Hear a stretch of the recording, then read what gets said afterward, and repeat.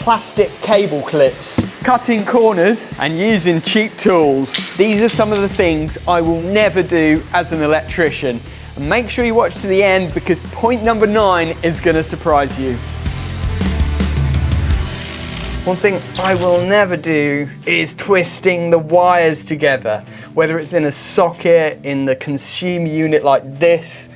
I just hate it because it makes life more difficult for the next electrician who's coming along. To do testing now, we've got to untwist these wires and they're never going to be the same again. They're really difficult to get nice and flat and straight. Now I know in America they love twisting wires together, they use wire nuts, but they don't really do much testing over there, which I think is a bit strange and debatable whether that's safe or not. In the UK, we thoroughly test all of our circuits, and in order to do a ring continuity test, we need to separate the two sides of the circuit, the two earth wires here, and now I've got to untwist these, which is just going to take me more time, possibly damage the wires and cause me a big headache. The phone's ringing. Let me see who it is. Hello? Ah, really? Okay, I'll let them know. That was the CEO of YouTube, and he told me that you've not subscribed yet. So hit that subscribe button and then we can carry on with the video. Another thing I'll never do as an electrician is to say yes to a request from a customer if it's not safe or legal to do so. What do I mean by that? Well, I know that in business we often say the customer is always right, but with electrics there's kind of a caveat to that. The customer's always right unless they're wrong, because we as electricians are trained, qualified and competent to know what's safe and not safe to do. And I've had crazy requests from customers before, for example, asking me to fit an outside socket for them to plug their EV into. Now that seems innocent, but actually the amount of melted sockets I've seen from people trying to trickle charge their EV from an outside socket is unbelievable. So I will refuse to install a normal socket for an EV charger. That's just one example. There could be many examples of requests that customers think are reasonable, but actually when you look at the regs and safety and compliance, it's just not possible to do it and still have a clean conscience in terms of working safely and working in a compliant manner. So sometimes we have to say no. Has a customer ever asked you to do something that you refuse to do? Let me know in the comments. Here's a classic for you. I will never use one of these to prove a circuit dead. This is a tool that a lot of electricians rely on, and a lot of DIYers, to be honest. It's not GS38 approved. It's not approved as a proving dead device, okay? So it's useful for something like this, just to, check if wires are live, but you can't use this to prove dead, and I never will. Now this is one that a lot of people don't know about, and it's using plastic clips to clip cables. Now, quite a few years ago, the regulations changed when it came to securing cables to walls. The regulations basically require now for us to install fire-rated clips, in other words, metal clips. The reason for that is to avoid premature collapse of cables in the event of a fire. So for example here, if there was a fire, these plastic clips would melt and the cable would fall off the wall. Now, why is that an issue? Well, fire brigade. So what's happened in the past is that the fire brigade have been in a building fighting fires, and cables that were secured with plastic clips the clips have melted, the cables have dropped onto the firefighters and entangled the firefighters and stopped them from being able to get out of the building. So since then, the regulations changed, and now we always use metal clips which won't collapse in the event of a fire. Now, technically, you only need to do that in certain situations. For this one, probably they would get away with it, because realistically this cable's not going to fall on a firefighter in the event of a fire. It's clipped along quite low level along the wall.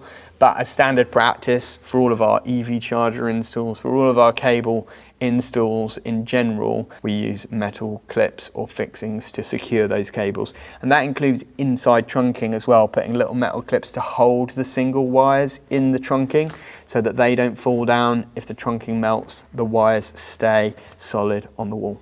Another thing I will never do as an electrician is use one of these.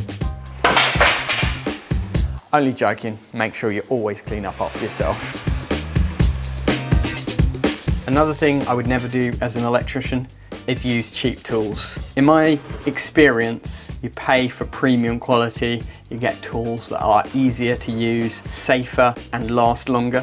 So I'll never cheap out on my tools. For example, doing an EICR today, we've got this lovely Mega X1 tester, top of the range, and that means that I can test faster, I can get better quality readings. My whole workflow is improved just by having the best tools out there.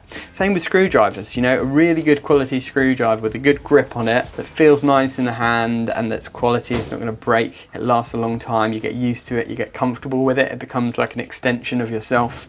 That's what quality tools do, so I would never cheap out on my tools. And that also applies to our power tools.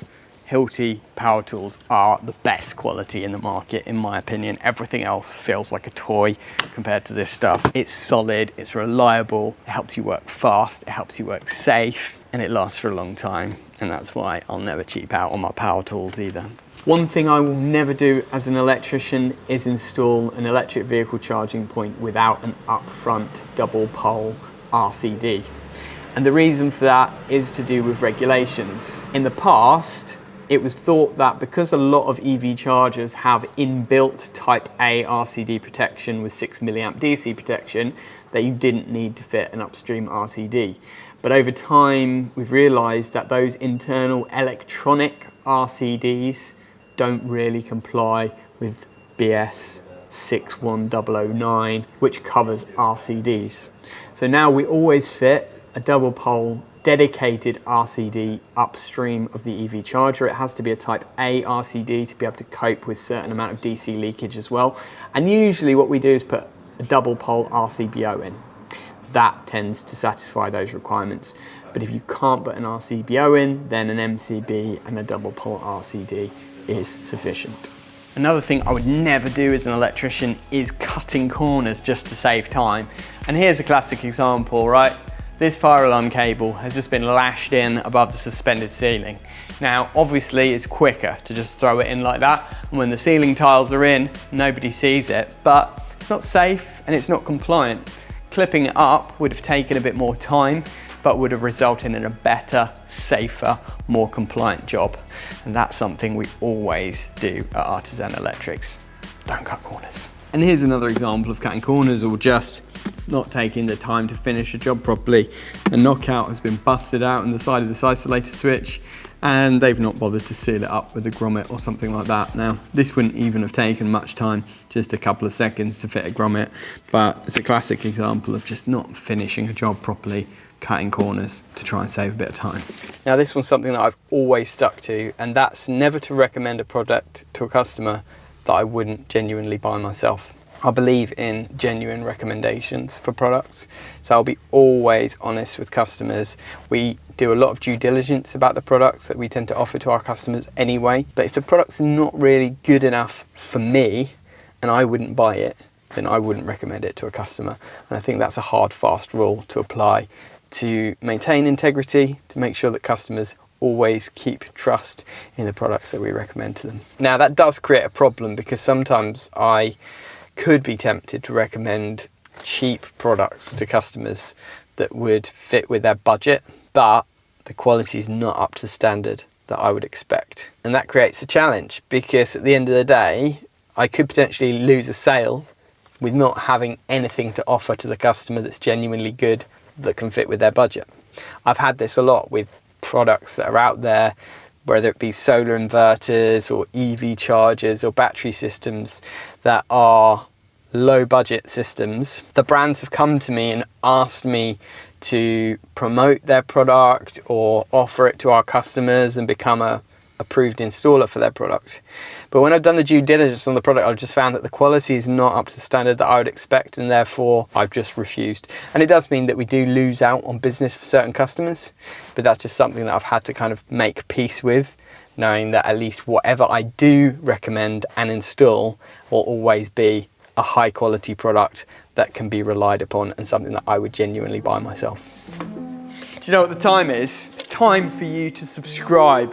This next point is one that really frustrates me because I've seen it all too many times. We get emails from customers about it all the time, and that is abandoning a customer post-install. What do I mean by that? Well, we see it often where installers rush in, do the job, disappear, and give no aftercare support, or even they're not available for snagging and finishing off little things at the end of the job. And a classic example of this is where solar installers go bust and they don't even issue the certification after the job is finished. The root cause of it, I think, is installers being in this race to the bottom when it comes to pricing, where they're pricing the job so low that there's barely any profit in it, and it doesn't allow them to be able to come back if there are any issues, and often results in the business actually going bust. We try to price our services properly so that we've got enough wiggle room to be there to look after the customer for the long term. And if anything does go wrong with the job, or it takes a little bit longer than expected, if we have to come back to do any little finishing touches, we've got the margin in the job to be able to do that, so that we don't ever have to abandon any of our customers, and they can be our customers for many, many more years to come. Another thing I refuse to do is install solar equipment in lofts. Now, you'll have seen from many of our videos that we come across a lot of installs where customers have had solar inverters, batteries fitted, and the installers have fitted them in a loft. I've always felt like that was just a bad idea with heat, accessibility, etc.